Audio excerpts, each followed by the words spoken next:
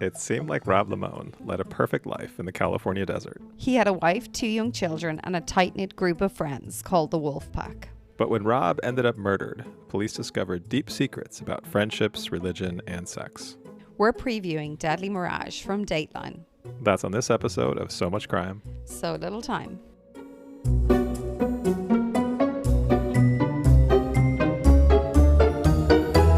Before we get to the episode, we want to give a shout out to one of our newest Patreon members, Diane. Woo! Diane.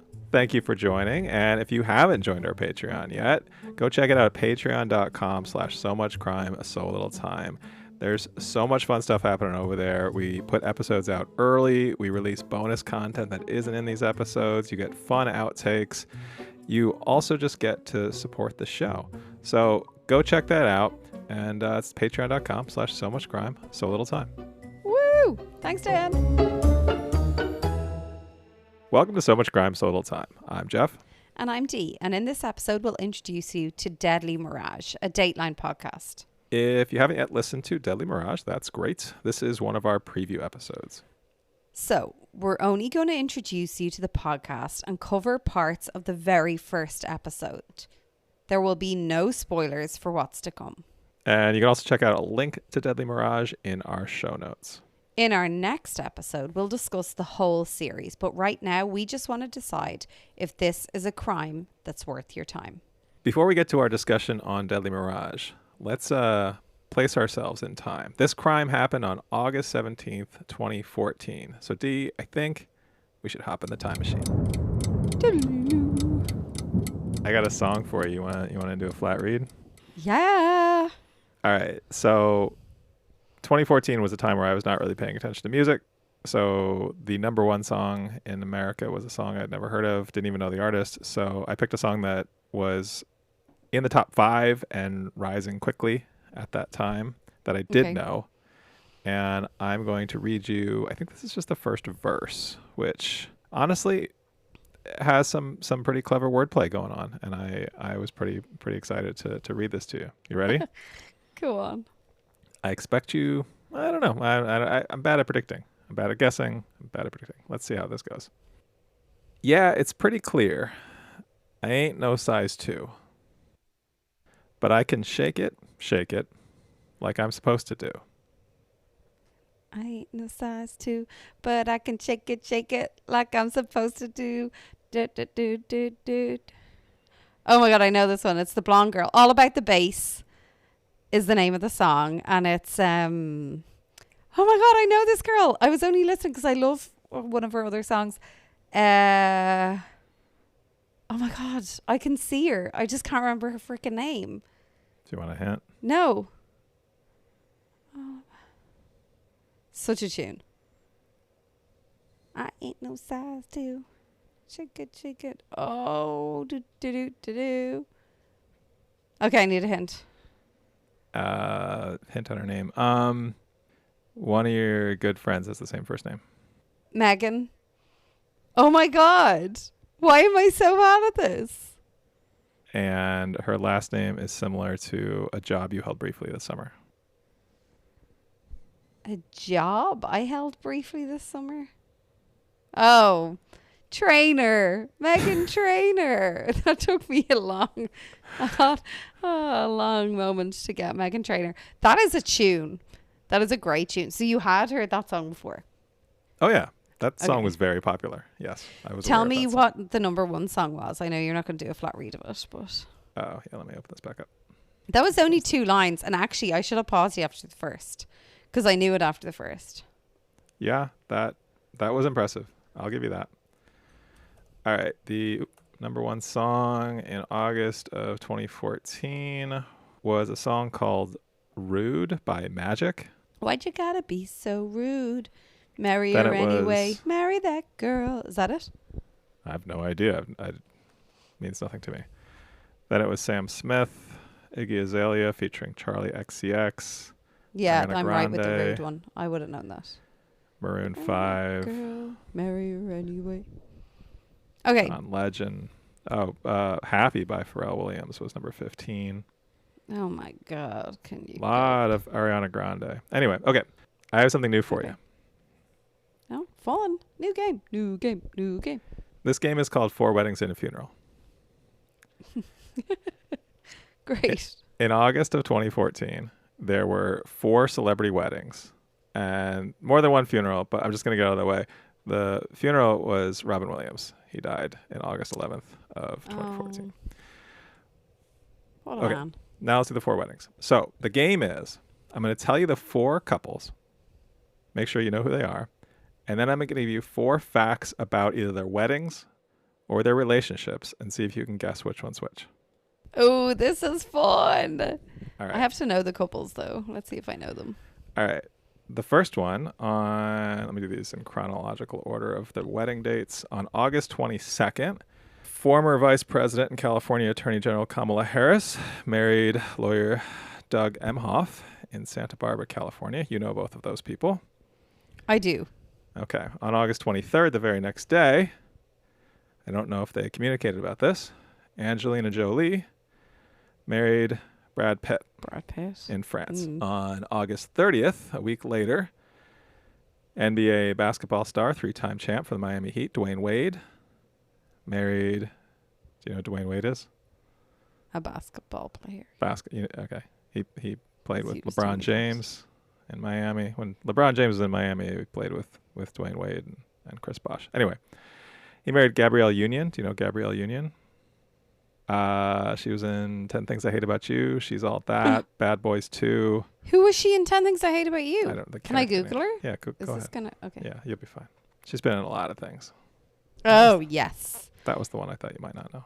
But I don't have a Prada backpack. And the 4th one, the next day. So that was August 30th. August 31st, she was described as American model and TV host Jenny McCarthy. Oh, yeah. Also Playboy Playmate, anti-vaxxer. Anyway, she married Donnie Wahlberg of the Wahlbergs. Also of Interesting. Band of Brothers, Sixth Sense. Mm-hmm. Brother of Mark Wahlberg. Yeah. Anyway.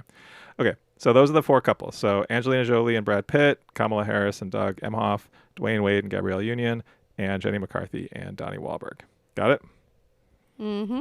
All right. 4 facts for you. And because there's one for each, so you'll know the last one. So I'm going to go hardest to easiest. In this one, the bride is quoted as saying about the wedding, secretly, this is his princess moment. He has waited for this for a long time. He's been hoarding bridal magazines. He's very ready. Every aspects I didn't even know went into wedding planning. He is on it. That's Donnie Wahlberg. Mm-mm. Oh, really? It's hardly Brad Pitt. Nope, it's not. Oh, it's Doug. Wow. No. It's the basketball player? Dwayne Wade. Yeah. He had his princess Yes. moment. Yeah. Okay. Okay. All right. I'm doing well so far. So that one's out. This next one is, so the bride was quoted many years later saying, so they asked her about if she still had her wedding dress, and she said no. She said, well, we slipped out into the garden during our wedding and kind of got busy. There was no salvaging it, and I know that was TMI, but you know what? I don't care. It was romantic and wonderful, and at least I didn't have to do it at the end of the night when I was tired. Donnie Wahlberg and his wife? No, it's Kamala Harris, actually. No, yeah, it was Donnie Wahlberg and Jenny McCarthy. Yes. Okay. In the garden? When all your... Okay. Judge Free Sound. Yep, sure. All right, and then the next one, this couple, these facts get less interesting as they go. They first met on a blind date. Kamala Harris and Kamala Harris. And then my fun fact about Angelina Jolie and Brad Pitt, that marriage they don't lasted make it until September 20th, 2016. 2 years. They made it 2 years. They were together for a while before they got married, but they... Have they been broken up that long? I mean, that's when she, I believe, filed for divorce. Yes. Interesting. And I believe, based on my limited research, I know Kamala Harris and Doug Emhoff are still together. I think the other 2 are also still together. Yeah, I just Googled Gemma and they're still together. So, all right. I don't know about the guy. That's my game. That was fun. I liked that. All right. That was our very long. Are we going to do 4 weddings and a funeral in future? I mean, I just stumbled across the fact that it was weird because I was like, one of those pages of what happened that month, and it was like 3 bold things about weddings. Like, there's got to be a 4th one so I can do this game. I found one. By the way, the one that was sort of like not in a bold thing on the page I saw was the Jenny McCarthy one. So that was considered the lesser of the 4. That was our time machine for today. That was fun. Okay, let's jump into the podcast that we're going to talk about today.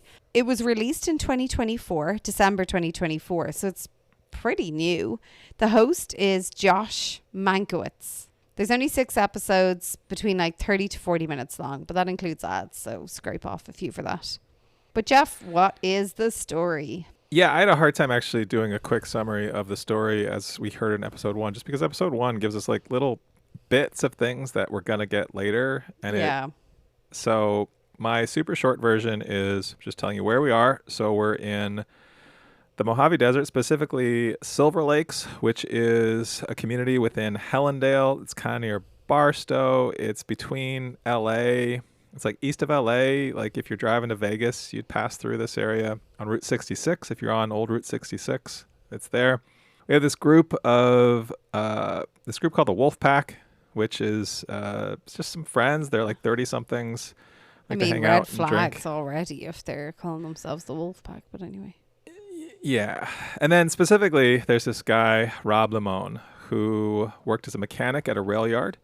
And so he's the one on August 17th, 2014. He was murdered. He was at work. We hear about video footage of a possible suspect. There was this mysterious figure on a motorcycle who was caught on the security footage. We know he was shot with a large caliber gun. He was shot twice. And then we hear a little bit at the end from his wife, Sabrina. The police are questioning her about, they find some photos on his phone, some topless photos of women who aren't her on his phone. And so they're asking her if he maybe had a girlfriend or if they had an open relationship, and kind of ends there.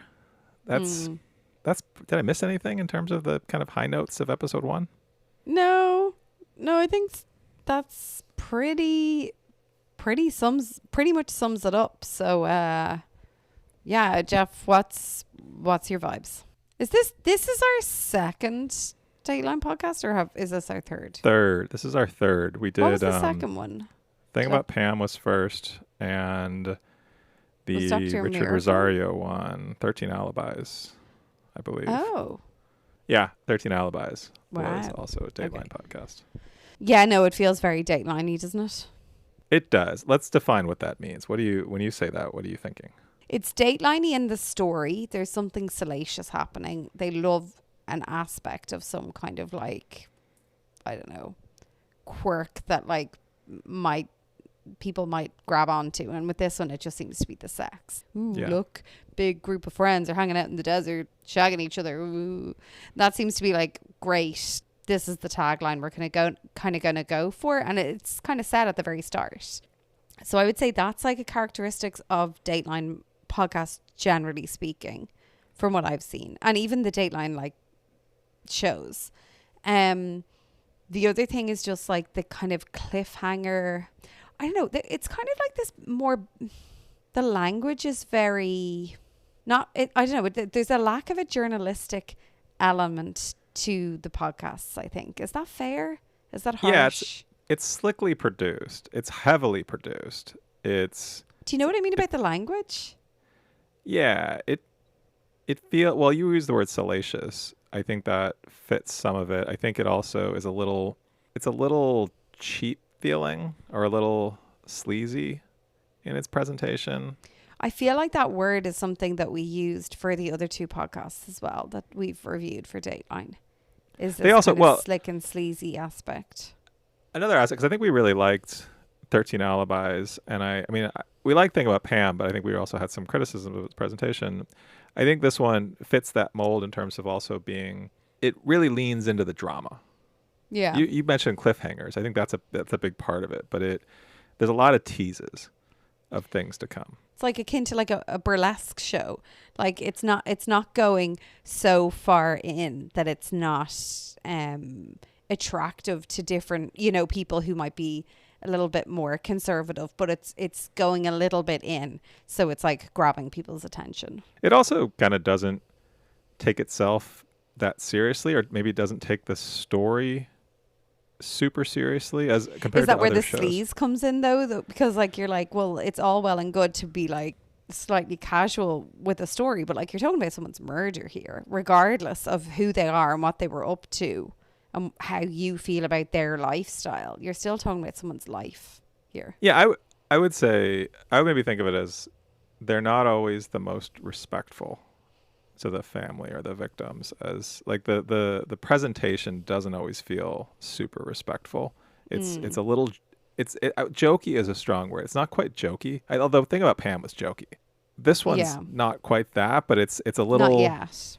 Not yet. Yeah, maybe it will get there. I don't know. I mean, I do appreciate that Dateline has like a characteristic, like it has a brand and it leans into that, and it's obviously like extremely popular, so people are obviously into it. And I suppose I'm not saying that I wouldn't be into it in terms of like, this is listenable, this is like bingeable because of how it's presented.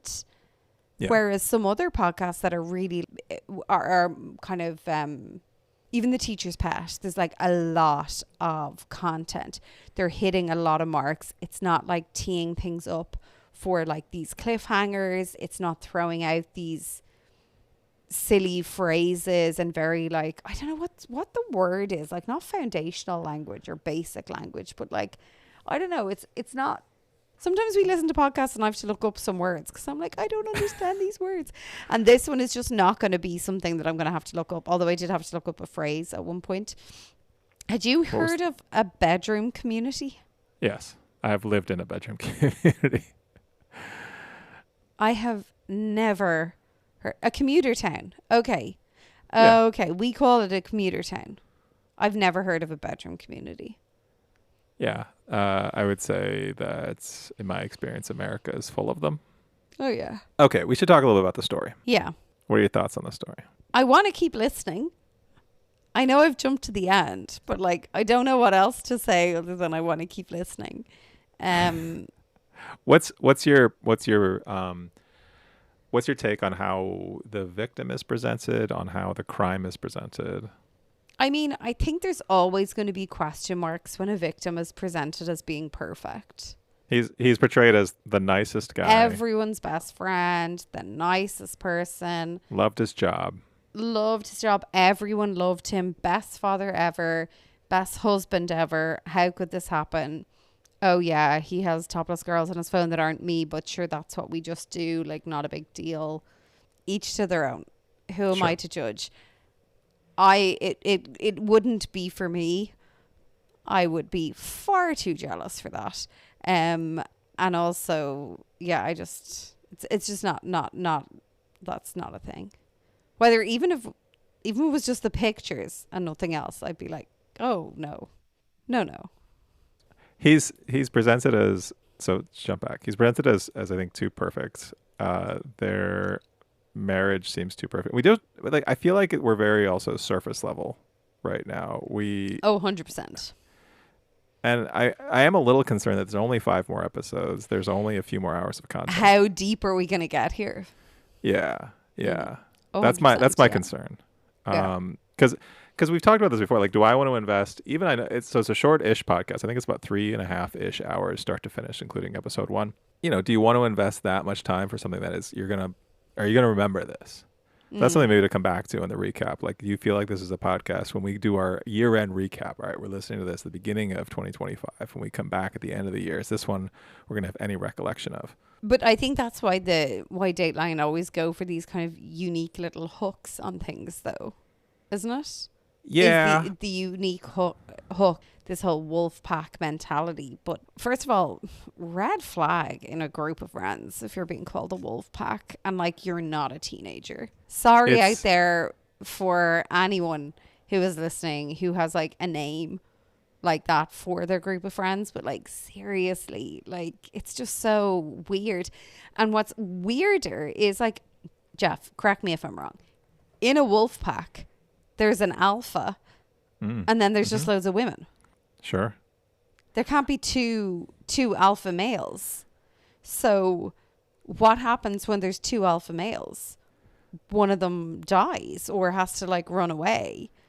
And is that what's happened here? Like, what's his name? Rob? Was Rob the alpha male and someone else, another alpha, came about and was like, feck off you? I think that's a valid point to raise. I have a different Wolfpack criticism that I would like to bring up at this time. As in, you're okay with people calling themselves the Wolfpack? Oh, no, not at all. Maybe we should start referring to our tennis group as the Wolfpack and just like really straight faced and just gauge the reaction of everyone else.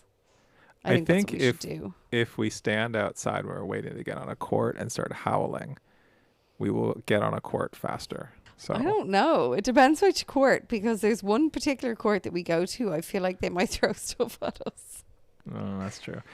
My issue with the Wolfpack is we have now listened to, let's see, we listened to West Cork, Dead Man Running. We listened to now too many shows that involve people howling like wolves.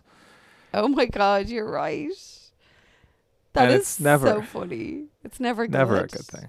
No. I mean, as an adult, have you ever been in a position where a person howling like a wolf is in any way acceptable as a social in a social situation?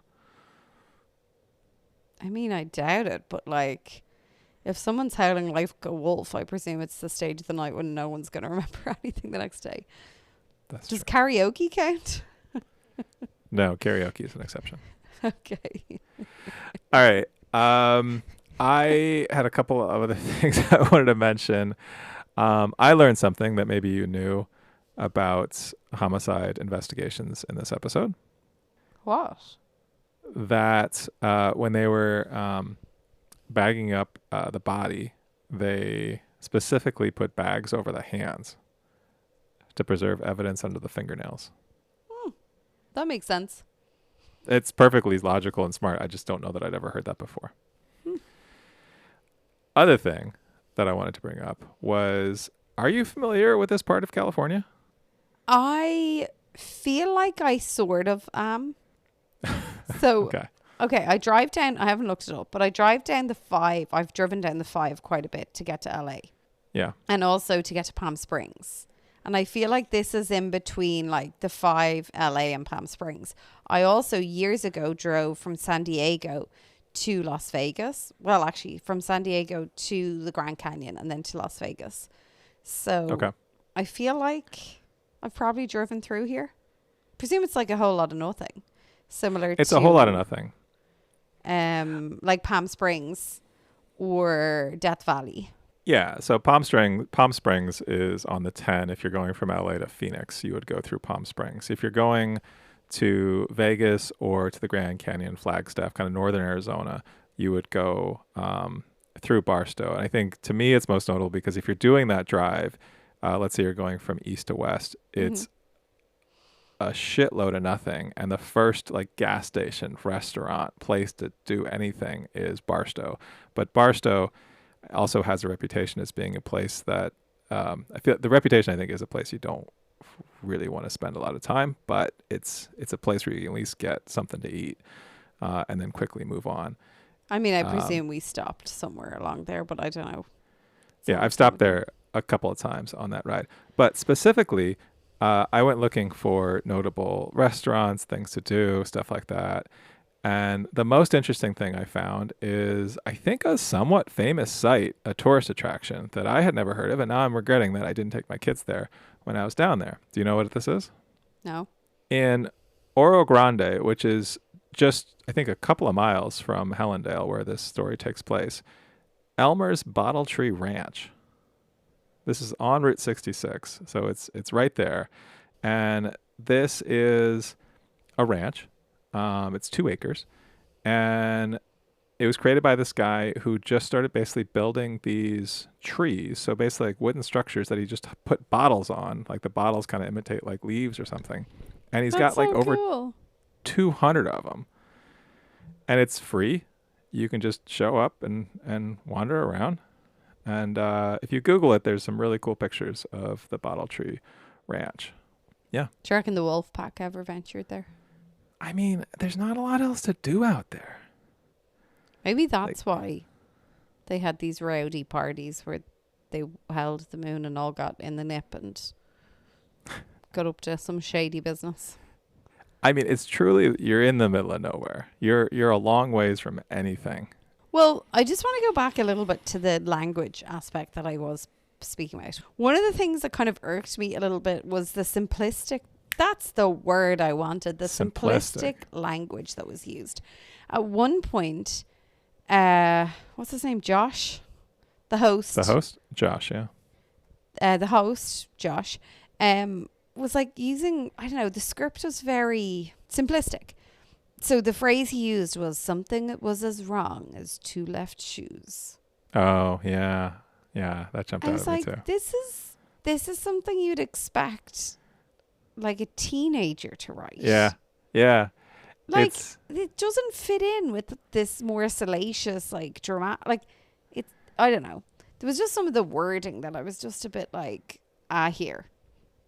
Yeah. You're not talking to children here, I hope, because first of all, someone just got shot, and also they're up to loads of shady business. So like, hopefully this isn't aimed at kids. But like, what kind of? It's these aren't challenging metaphors that he's using. It's not. This is not. But like, it felt like, ooh, we should insert a metaphor here, as opposed to, oh, it makes sense. Like, it's descriptive. Like, it's clever. It's a good play on words. It's like, ooh, let's insert metaphor here. Like, it just felt a bit simplistic. I shouldn't have done that voice. I'm sorry, Josh. And maybe it's like, I don't know. It's voice, clunky. His voice is fine though. I'm not offended. His storytelling itself, like, I'm not necessarily offended by it. I think I'm more offended by the script. Yeah. Well, I mean, you presume with Dateline, this isn't. I mean, we were talking about this with Teacher's Pet, where you had Hedley Thomas talking about basically sitting there. You know, episode 4 is out. He's got to get episode 5 done. He's staring at a blank page. He's writing it. You know, he's the journalist. He's writing. Like, I presume with Dateline, you've got a team of people working on this: editors, writers, producers, throwing this together. And it's almost like you have more people working on it, therefore the output is worse. You know, it's it's writing by committee. Mm-hmm. Or AI. I don't know. Maybe it was AI written. Maybe it was AI written.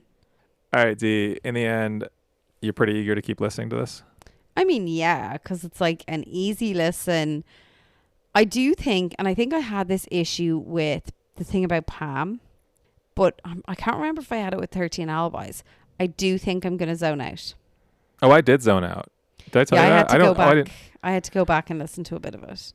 I actually listened to this 3 times. 3?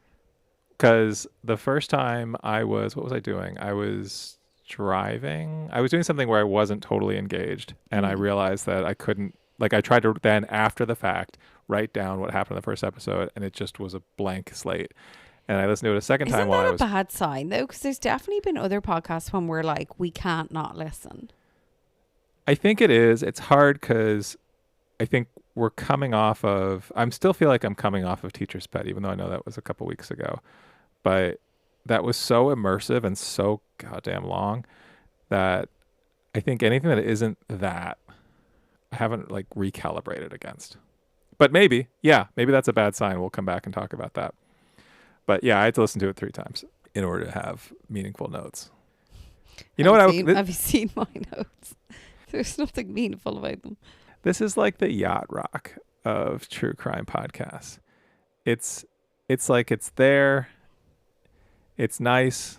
It's perfectly fine and serviceable, but it's not, it's not really advancing the art form. Okay. If this is an art form. I just had to Google yacht rock. It's a term, just for any of you listeners out there who are not as old as Jeff.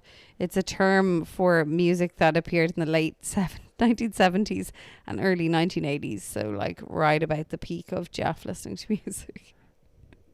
Okay, so first of all, I believe the term was coined in the last, I'm going to say that I had never heard that term until the last like 5 years, 10 years.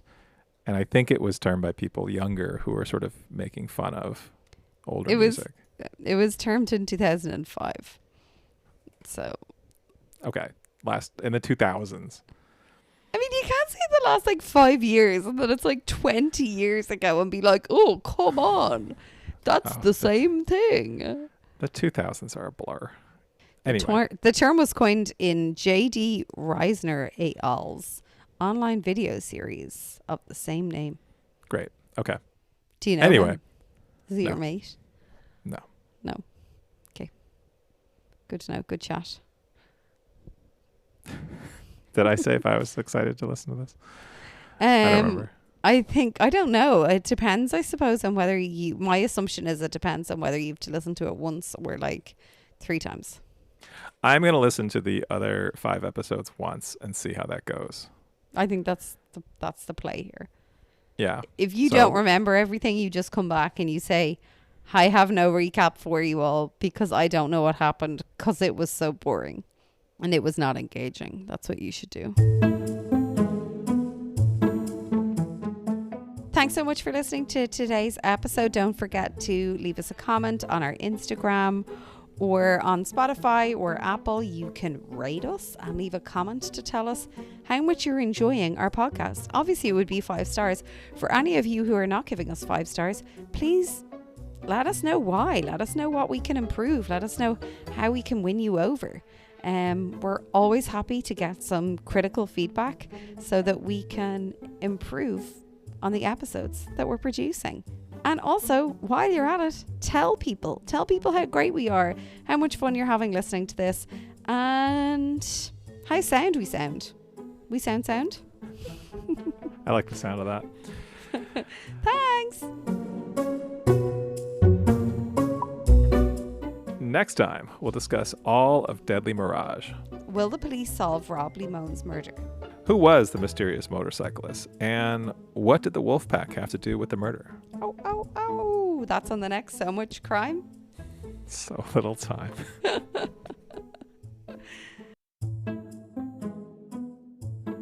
So Much Crime, So Little Time is a production of MimeGov Media. The executive producer is Paxton Calariso. Our associate producer is Blythe Ty. Theme music was composed by Vyacheslav Starostin. If you haven't done it yet, please subscribe to this show in your podcast app.